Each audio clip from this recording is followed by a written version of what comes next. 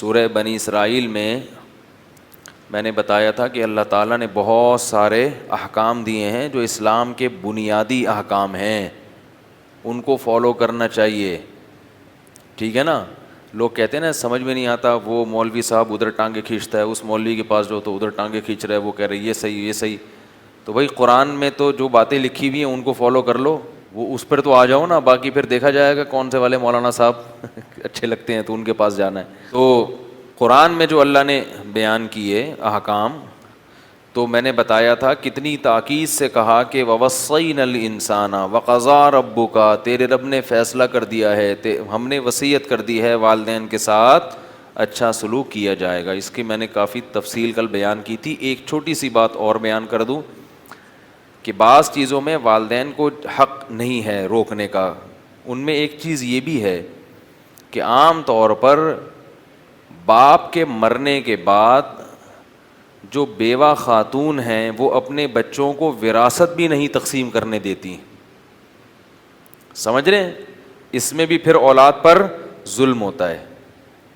خاص طور پر بیٹیاں جو شادی ہو کے اپنے گھروں کو چلی گئی ہیں، ان کو مائیں حصہ نہیں دینے دیتی کہ ان کو ضرورت کیا ہے، ابھی تو میں زندہ ہوں اور ابھی تو کفن میلا نہیں ہوا اور اس کے ہائے بقیے ادھیڑنا شروع کر دی اور یہ بھی نہیں بکے گا وہ بھی. خبردار کسی نے اس چیز کو ہاتھ لگایا. سمجھ رہے ہیں؟ ایسے کیسز بہت آتے ہیں. تو بیٹیوں کا بہت نقصان ہوتا ہے، اس میں ظلم ہوتا ہے ان کے اوپر، کیونکہ بہت عرصہ پھر اماں کے مرنے کا اللہ نہ کرے کیوں انتظار کریں بھائی اپنی اماں کے مرنے کا. وہ کہتی میں جب مر جاؤں تو آپ پتہ نہیں، اللہ نہ کرے ہم تو دعائیں کہ آپ زندہ رہیں، لیکن پتہ نہیں کتنا ٹائم لگے بھائی دنیا سے جانے میں. زیادہ ٹائم لگا تو اس کا نقصان کیا ہوتا ہے؟ اگر کیش رقم ہے تو کرنسی کی ویلیو بولو بھائی گرتی ہے. پھر بہنوں کو پراپرٹی میں شریک تو نہیں کیا جاتا، ان کو کہا جاتا تمہارے مثال کے طور پر 50 لاکھ بنتے ہیں تو بس 50 لاکھ دیں گے جب مکان بکے گا. اب وہ مکان بکا 20 سال کے بعد، اس وقت کروڑوں روپے قیمت پہنچ چکی تھی، ان کو کیا دیے جا رہے ہیں؟ سکہ رائج الوقت 50 لاکھ. وہ اس وقت کی کوئی ویلیو نہیں رہتی اس کی. اس طرح سے ظلم ہوتا ہے. تو اس معاملے میں بھی اماں کو اچھی طرح سے سمجھا دینا چاہیے کہ امی جی آپ کو ہم پالیں گے، آپ کا جتنا حصہ ہوگا وہ آپ کو ملے گا اور اس کے علاوہ ہم بھی آپ پہ خرچ کریں گے، ہم بھی کریں گے، لیکن وراثت کیا ہوگی؟ وہ ڈیوائڈ ہوگی. یہ اللہ کا حکم ہے. بہنوں کا حصہ بھی ملے گا، بھائیوں کا بھی ملے گا، سب کا ملے گا، سارا آپ کا نہیں ہے. تو مائیں جو یہ کہتی ہیں کہ میں جب یہ اولاد میری ہے تو سارا پیسہ کس کا ہے؟ فی الحال میرا ہے، میں ہوں تو بس مجھے دے دو سب. تو میں یہ کہہ رہا ہوں کہ اگر یہ فلسفہ درست تھا تو یہ اللہ میاں کو سمجھ میں کیوں نہیں آیا؟ اللہ میاں نے یہ کیوں کہا کہ تمہارے ابا جب فوت ہو جائیں گے تو تمہاری امی کو 8واں حصہ ملے گا؟ ہیں بھائی، اللہ میاں نے خود کہہ دیا نا. تو اس کا مطلب ہے اللہ میاں کو زیادہ پتہ ہے کہ کس کو کتنا ملنا چاہیے. اور اللہ میاں نے خود کہہ دیا بیٹوں کو، یعنی امی کو 8واں حصہ ملنے کے بعد اگر میت کے والدین میں سے کوئی زندہ نہیں ہے تو باقی سارا بیٹے اور بیٹیوں میں تقسیم ہوگا. للذکر مثل حظ الانثیین، بیٹی کو آدھا اور بیٹے کو دگنا کے حساب سے. تو اس لیے اماں کا جتنا حصہ ہے اماں کو اتنا حصہ دینا چاہیے. اور پھر یہ کہنا چاہیے کہ پھر مزید آپ کو کوئی ضرورت ہے تو حصے ہمارے حوالے کر دیے جائیں، باقی آپ ہماری اماں، تو ذمہ داری بھی کس پر؟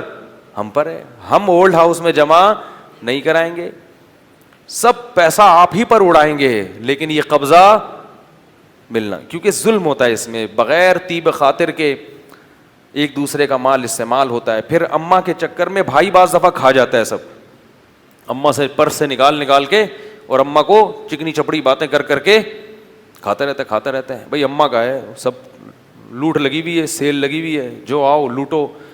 ظلم کس پر ہوتا ہے؟ بیٹیوں پر. اچھا، اس کے بعد اللہ تعالیٰ نے رشتہ داروں کا حق بیان کیا سورہ بنی اسرائیل میں. وَآتِ ذَا الْقُرْبَىٰ، بڑی اہم آیت ہے. فرمائی دیکھو رشتے دار کا لفظ نہیں استعمال کیا، قربا، جو جتنا قریب ہے تمہارے. اور یہ ایک ٹرم ہے، اصطلاح ہے، یعنی بلڈ کے لحاظ سے تمہارے جتنا قریب ہے اس کو اس کا حق دو. تو اس میں بتا دیا کہ اس کے حق کی علت کیا ہے, اس کا قربت والا ہونا. تو جتنا قریب ہے اتنا حق اس کا زیادہ, یعنی اس کے ساتھ حسن سلوک کا حکم اتنا زیادہ. تو یہاں قرابت سے مراد کیا ہے؟ گوشت پوشت میں, آئی بات سمجھ, بلڈ میں. تو بلڈ میں سب سے پہلے تو والدین ہیں, ان کا تو بتا دیا. بلڈ ریلیشن میں والدین کے بعد سب سے پہلے کون آتا ہے؟ بھائی اور بہنیں. باپ دادا جو ہے نا, دادی اور نانی, یہ سب ماں باپ ہی کے حکم میں ہے. جو احکام والدین کے ہیں 100% وہ والدین دادا دادی کے بھی ہیں, ان میں اور والدین میں کوئی فرق نہیں رکھا شریعت نے, وہی حکام ہے. البتہ وراثت میں بس فرق رکھا ہے. تو اللہ تعالیٰ نے قرابت داروں کا تذکرہ کیا. تو قرابت دار میں سب سے پہلے کون ہے؟ بھائی اور بہن. آج کل دور دور کے رشتہ داروں کو بہت پوچھا جاتا ہے, بھائی بہنوں کو لیفٹ نہیں کرائی. تو بھائی بہنوں کو کے ادب کیا ہے وہ تو بڑا لمبا ٹاپک ہے. ایک مختصر آپ کو بتا دوں, جو 100 سونار کی اور ایک لوہار کی. بھائی بہت سارے حکام ہیں نا, وہ تو گل ویلے دی تے پھل موسم دا کہہ لو, یا 100 سونار کی ایک لوہار کی. وہ کیا ہے کہ بھائی بہنوں کو نا لفافے میں پیسے ڈال کے گفٹ دے دیا کرو بس, معذرت کے ساتھ. اس سے جتنی رشتہ داری مضبوط ہوتی ہے کسی اور چیز سے, یہ سمت بانڈ ہے. ایسے ٹوٹی ہوئی رشتہ داری کو لفافہ چپکے سے چھپڑ میں, یہ لو بھائی 5 روپے 10 روپے نہیں, ذرا تگڑی رقم بتائے بغیر, کسی کو پتہ ہی نہ چلے کسی کو, ادھر آ, یہ لو بھائی ہدیہ. تہادوا تحابوا, آپ صلی اللہ علیہ وسلم نے فرمایا ایک دوسرے کو ہدایہ دیا کرو, اس سے آپس میں محبت بڑھتی ہے. تو ہدیہ ایسی چیز جس سے وہ خوش ہو جائے, اور جتنا انسان روکڑے سے خوش ہوتا ہے نا, اتنا کسی اور چیز سے خوش نہیں ہوتا. حقیقت ہے. دیکھو پولیس والے کتنا تنگ کر رہے ہوں, کس قدر مصیبت میں, آپ ان کو دعائیں دو, یار آپ بہت اچھے ہو, خوش ہوں گے تھوڑا سا, خوش ہوں گے لیکن تھوڑا سا. اور کچھ آپ نے ان کو کیا کیا کہ جو ہے نا وہ کوئی کارڈ اپنا نکال کے دے دیا کہ میں ڈاکٹر ہوں, آپ کبھی آئیں تو علاج کرنا ہو, خوش ہوں گے مگر تھوڑا سا. آپ نے 500 روپے کا نوٹ پکڑا دیا, السلام علیکم کہتے ہیں کہ نہیں کہتے؟ جب بھی گزرو گے کبھی بھی آپ کو نہیں چھیڑیں گے, ہمیشہ کے لیے. چاہے اب آپ بم لے کے گزر جاؤ وہاں سے, صحیح ہے نا, آپ توپیں لے کے, توپ میں بیٹھ کے نا, ٹینک میں بیٹھ کے گزر جاؤ, ان کو یاد رہتا ہے کہ اس نے مجھے کیا دیے تھا, 500 روپے دیے تھے.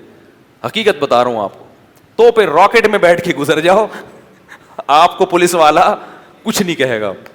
روکھڑے میں اللہ نے اتنی طاقت رکھی ہے, تبھی تو قرآن بار بار کہہ رہا ہے کہ اللہ کے راہ میں خرچ کرو, خرچ کرو. ہدیے بھی ٹھیک ہیں, گفٹ بھی صحیح ہے, جیسے کوئی باہر سے آتا ہے کچھ چیزیں لے آیا, کھجوریں لے آئے, زمزم لے آئے, وہ بھی ٹھیک ہے. لیکن جتنی طاقت اللہ نے روکھڑے میں رکھی ہے, اتنی طاقت اللہ نے جتنی, یعنی یوں بھی کہہ سکتے ہیں سکہ رائج الوقت میں اللہ نے جو طاقت رکھی ہے, وہ طاقت اللہ نے کسی اور چیز میں نہیں رکھی. دیکھو نبی صلی اللہ علیہ وسلم نے ارشاد فرمایا, رشتہ داری توڑنے والا جنت میں نہیں جائے گا. اب رشتہ داری جوڑنے میں بہت ٹائم لگتا ہے, ہر ایک سے اخلاق سے بات کرو, تمیز سے بات کرو, وہ ظلم کر رہا ہے آپ اس کے ساتھ اچھا سلوک کرو. آج کل اتنا اسٹیمنا لوگوں میں نہیں ہے, اینٹ کا جواب پتھر سے دیتے ہیں کیونکہ برداشت ختم ہو گئی نا. اس لیے میری نظر میں سب سے بہترین طریقہ ہے, جو مرضی جیسا مرضی سلوک کر لو اس کے ساتھ, پیسے پکڑا دیا کرو, روزانہ پکڑ کے پیٹو گے بھی نا اس کو, پھر بھی کچھ نہیں کہے گا آپ. آئی بات سمجھ میں؟ ایسی چیز ہے, کیونکہ پیسوں سے انسان کی حاجتیں پوری ہوتی ہیں. جب دیکھیں نا پیسے اتنے ہوں, دیکھو سمت بانڈ آپ نے اتنا سا تیلی سے یوں کر کے لگایا تو تھوڑی جڑے گا. تو جتنا زیادہ برتن ٹوٹا ہوا ہے سمت بانڈ اتنا ہی, تھوڑی سی خراش آئی ہے تو ذرا سا ایلفی کا ایک قطرہ ٹپکا دو کافی ہے. تو ایسے ہی رشتہ داری تھوڑی سی ٹوٹی ہوئی ہے تو 5 روپے میں کام چل جائے گا. ایک دن ویسے ہی سلام کرنا بھول گئے تھے بھائی صاحب کو, گزر رہے تھے, اب بھائی کو سلام نہیں کیا آپ نے, وہ اس کو غصہ آ گیا, یار یہ تمیز نہیں ہے اس کو, تو کبھی 50-100 روپے میں بھی کام چل جائے گا, ٹھیک ہے نا. لیکن زیادہ ٹوٹی ہوئی ہے, جیسے کہ آج کل ہوتا ہے, سب ایک دوسرے سے منہ موڑ کے بیٹھے ہوئے ہیں. اور رشتہ داری جوڑنے میں سب سے بڑی مصیبت یہ ہے کہ ہم میں سے ہر شخص یہ کہتا ہے کہ اس نے میرے ساتھ کیا کیا جو میں اس کے ساتھ اچھا سلوک کروں. یہ بہت بڑی ایک, اس کو مہذب لفظ تو نہیں ہے لیکن حقیقت ہے کہ اس کو خناس کہہ سکتے ہو آپ. یہ دماغ میں کیا ہے, خناس. یہ مطلب ہی نہیں ہے رشتے داری جوڑنے کا. اکثر میں نے دیکھا ہے کہ لوگ کہتے ہیں یار وہ ان کا جو ہے نا میرے ساتھ تو وہ مجھے اس موقع پہ بھی نہیں پوچھا, مجھے ضرورت تھی پیسوں کی اس موقع پہ بھی نہیں خیال کیا, میرے بھائی نے بھی نہیں کیا, بہن نے بھی نہیں کیا, یہ بھی نہیں, ہر وقت مجھے طنز کرتے ہیں, تانے کرتے ہیں. میں کیوں ان سے بھائی, میں کیوں ملوں ان سے. میں ان سے کہتا ہوں ٹھیک ہے نہ ملو, ملنے سے اگر نفرتیں پیدا ہو رہی ہیں تو نہ ملو, لیکن اللہ نے تمہیں اچھی تنخواہ دی ہے, سیلری دی ہے, تو خرچ کرو ان کے اوپر, ہدیہ دے دیا کرو. اور اگر بعض لوگوں کو نا پیسے لیتے ہوئے شرم آتی ہے, پیسے دو تو وہ اپنی بے عزتی محسوس کرتے ہیں, حالانکہ اس میں بے عزتی کی بات ہے نہیں, تو پھر ان کو کچھ چیز گفٹ, بھائی ان کو کوئی چیز دے دی آپ نے, بھائی بہنوں کو کوئی اچھا سا موبائل لے کے دے دیا اپنے بھائی یا بہن کو, اور جناب اس کو پیکج کرا دو, کیا خیال ہے؟ یا اور کچھ بائک لے کے دے دو چھوٹے بھائی کو. بہت افسوس کی بات ہے یار, چھوٹے بھائی کو بائک لے کے دے دو, تھوڑا ویلیاں شیلیاں لگا لے گا بیچارہ. تو گفٹ دینے میں کیا ہوگا جتنا, ہاں میں یہ کہہ رہا تھا کہ یہ ضروری نہیں ہے کہ وہ آپ کے ساتھ اچھا سلوک کریں تو کریں, اس کو رشتہ داری جوڑنا نہیں کہتے. یہ تو دنیا میں ہر آدمی کرتا ہے کہ آپ کے ساتھ کوئی اچھے طریقے سے ملے گا تو آپ بھی اس کے ساتھ اچھے طریقے سے ملو گے. یہ کوئی رشتہ داری کا, یہ تو دوست کے ساتھ بھی ایسا ہوتا ہے. یہ تو ہر آدمی, محلے والوں میں کوئی بھی شخص آپ کے ساتھ اچھا کرے گا تو آپ اس کے ساتھ اچھا کرو گے. پھر رشتہ داری کا مطلب کیا ہوا؟ رشتہ داری کا مطلب صحیح حدیث میں سل من قطعک, جو رشتہ دار تم سے برا سلوک کر رہا ہے اس سے بھی تم نے جوڑ کے رکھنا ہے, اس سے اچھا سلوک کرنا ہے. ہاں یہ ضرور ہے کہ اس سے ملاقات کرنے میں بعض دفعہ فتنہ ہوتا ہے, وہ طنز کرنا شروع کر دیتا ہے, پھر پھٹنے کا امکان ہوتا ہے, تو پھر اچھا سلوک دوسرے طریقے سے کیا جائے. وہ دوسرا طریقہ میرے ذہن میں کیا ہے اور احادیث سے بھی ثابت ہے, اس کو موقع پر ہدیہ دے دیا جائے. کوئی بیمار ہے تو عیادت کر لی جائے, وہ بیمار ہو گیا تو بولو بھائی ٹھیک ہے جو مرضی آپ کا سلوک ہے, لیکن ہم تو عیادت کریں گے, ہم تو خیریت معلوم کریں گے. کسی چیز کی ضرورت ہوگی, دوا چاہیے, پیسے چاہیے, کوئی اچھا ڈاکٹر چاہیے, جو مدد ہم آپ کی کر سکتے ہیں آپ کے ساتھ کریں گے. تو یہ بہت ضروری ہے میرے بھائی. آپ بھائی بہنوں کو چھوڑ کر, چند دن پہلے میرے پاس کسی کا فون آیا کہ میری بہن ایک نفسیاتی پاگل ہے, اور وہ صاحب شاید میرا بیان سن بھی رہے ہیں, وہ کہنے لگے کہ مجھے خودکشی کے خیالات آتے ہیں, بہن ایسی پاگل ہے, ہمارے لیے اس کو سنبھالنا مشکل ہو گیا. سگی بہن ہے, چیختی ہے جب دورے پڑتے ہیں. تو میں نے کہا بھائی نفسیاتی ڈاکٹر کو دکھاؤ. کہہ رہے ہیں ڈاکٹر کو دکھاتے ہیں, جب تک گولیاں کھاتی ہے صحیح, جیسے ہی گولی کا اثر ختم ہوا پھر یہی. تو میں کیا کروں, کہاں جا کے سر ماروں, ایسے اس کی کنڈیشن, والد بھی نہیں ہے, بھائی پہ ساری ذمہ داری. میں نے اس سے کہا دیکھو میرے بھائی یہ بہن ہے, خونی رشتہ ہے, اس کو آپ چھوڑ کر نہیں جا سکتے, صبر کرو صبر کرو صبر کرو.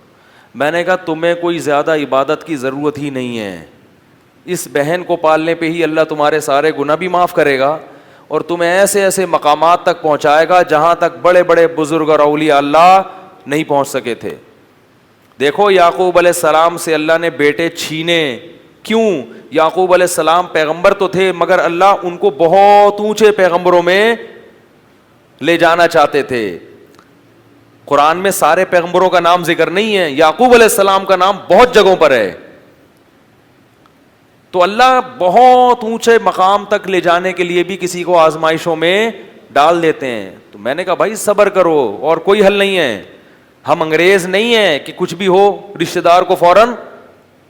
میں نے کہا علاج کے لیے تو چلو ٹھیک ہے, کسی سینٹر میں جمع, نفسیاتی ہاسپٹل میں جمع کرایا جا سکتا ہے, وہ تو ہوتا ہے, وہ لوگ قابو کرتے ہیں, کچھ ایسے علاج کرتے ہیں, لیکن مستقل بنیادوں پہ اس کو چھوڑ کے بھول جانا کہ بس, بعض لوگ مار بھی دیتے ہیں. تو بڑے بڑے بدبخت دنیا میں پڑے ہوئے میرے بھائی. اللہ نے اسی وجہ سے دو انتہائیں پیدا کی ہیں, ایک طرف اللہ نے بڑی خوبصورت جنت, اور ایک طرف اللہ نے بہت خطرناک جہنم کی آگ. کیونکہ اللہ کو معلوم تھا کہ انسان نیوٹرل نہیں ہوتا, یا تو بہت اچھا ہوتا ہے یا بہت برا ہوتا ہے. جو برائی کے راستے پہ چلتا ہے نا پھر وہ آگے نکلتا ہے, جو اچھائی کے راستے پہ چلتا ہے تو پھر وہ اچھائی پہ چلتا چلا جاتا ہے. تو اس لیے اللہ تعالیٰ نے کیا حکم دیا کہ رشتہ داروں کو بولو بھائی جوڑنا ہے. بھائی کبھی پٹایا جائے کرے نا تو جا کے پوچھا کرو کس نے مارا. پی جاتے ہیں بھائی حرکتیں ایسی ہی ہیں, تھوڑی تحقیق کیا کرو. قتل ہو جائے تو قاتل کو چھوڑو نہیں. اب کیا ہوتا ہے, مرڈر ہو گیا سگے بھائی کا, لوگ کہتے ہیں بس ٹھیک ہے یار چھوڑو جانے دو یار. تفتیش کرو کون ہے قاتل. جو اس کے خلاف کر سکتے ہو قانونی طور پر کسی بھی طریقے سے وہ کرو اس کے خلاف. تمہارے بھائی کو مارا ہے اس نے, کیسے چھوڑ دو گے اس کو؟ ہاں پکڑنے کے بعد اس کو سزا مل رہی ہو, اس سے دیت, پھر وہ بہت زیادہ عاجزی کرتا ہے, اس کو احساس ہو جاتا ہے, پھر آپ دیکھتے ہو تو پھر شریعت نے ترغیب دی ہے کہ دیت لے کے چھوڑ دو. لیکن آج کیا ہے, جرائم ہوتے چلے جا رہے ہیں, کہتے چلو جس سے بھی تعلق ہے, صرف رشتہ داروں کا تو بہت زیادہ حق ہے اس لیے میں نے بتایا, ورنہ جس سے بھی محبت ہو تو پھر اس محبوب کے دشمنوں سے دوستی بولو بھائی نہیں ہونی چاہیے.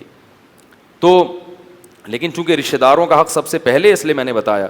آگے اللہ تعالیٰ نے فرمایا کہ وَإِمَّا تُعْرِضَنَّ عَنْهُمُ ابْتِغَاءَ رَحْمَةٍ مِّن رَّبِّكَ تَرْجُوهَا, اگر خرچ کرنے کے لیے تمہاری جیب میں پیسے نہیں ہیں, لَهُمْ قَوْلًا مَيْسُورًا, عمدہ بات کہہ کے ٹہلا دیا کرو. یہ نہیں کہا کرو کیا ہر وقت چخ چخ کر کے دماغ کھایا ہوا ہے میرا, میں ہی ملا ہوں سارے محلے والوں کو پیسے مانگنے کے لیے.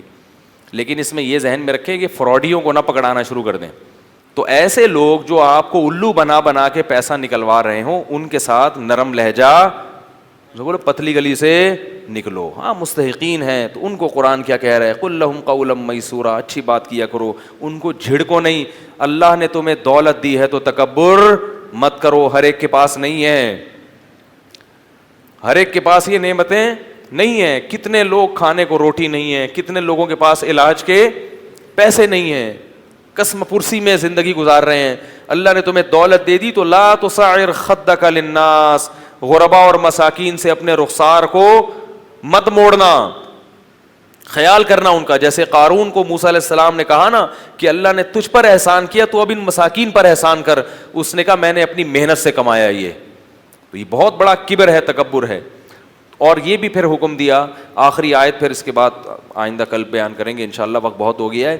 فرمایا کہ وَلَا تَجْعَلْ يَدَكَ مَغْلُولَةً إِلَىٰ عُنُقِكَ وَلَا تَبْسُطْهَا كُلَّ الْبَسْطِ, فرمایا نہ تو اتنا اڑانا شروع کر دو پیسہ کہ کل خود لوگوں سے بھیک مانگنے کی نوبت آئے, اور نہ اپنے ہاتھ گردن سے باندھ لو, نیمو نچوڑ بن جاؤ کہ لوگوں کو پتا ہے کہ پیسے پہ سانپ بن کے بیٹھا ہوا ہے, کبھی کسی رشتہ دار کے کام بھی نہیں آیا, نہ کبھی مسجد کے ڈبے میں چندہ ڈالا, نہ کبھی کسی مدرسے میں پیسے دینے کی توفیق ہوئی, اور نہ کبھی کسی غریب کو کھانا کھلاتے ہوئے پکڑا گیا. ایسے ایسے مارکیٹ میں نے بہت دیکھے ہیں, ہر طرح کے دیکھے ہیں, سیٹھ بھی دیکھے ہیں ایسا اڑاتے ہیں پیسہ, اور کنجوس بھی دیکھے ہیں.